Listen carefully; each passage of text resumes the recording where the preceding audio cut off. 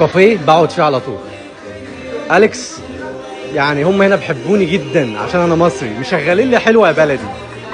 أليكسا طبعا انا قاعد هناك في الترابيزه بتاعتي بذاكر وشغال، لقيته جاي لي بيقول لي شوف المفاجاه دي. أليكس تغير تغير تغير تغير ميرسي ميرسي بوكو. شكرا شكرا شكرا. ميرسي قوي. احنا الاتنين تحيا مصر.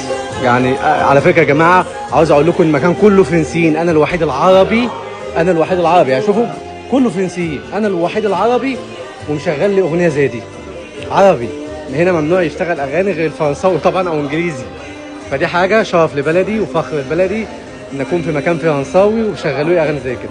طبعا هم كلهم من اصحابي وناس محترمه جدا وكلهم فرنسيين حبيبي. نروح بقى على يا جماعه المعلم اللي هنا قلب الكافيه كله. اشوفهم اغاني مصريه، الاغنيه اللي شغاله كمان دلوقتي مصريه. تحيا مصر تحيا مصر. يعني انا الوحيد المصري اللي باجي اقعد في المكان ده، قليل قوي لما بيبقى العرب هنا. بصراحه فرحان قوي. شغال لي اغنيه يما القمر على الباب.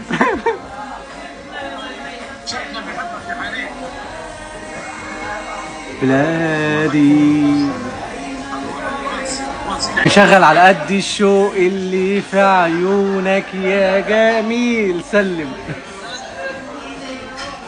سامعين يا جماعه بجد؟ تحيا مصر والله العظيم. يكفي ان انا قدرت احط بصمه ان هم يشغلوا هنا اغاني مصري، دي لوحدها حاجه عظيمه جدا جدا جدا.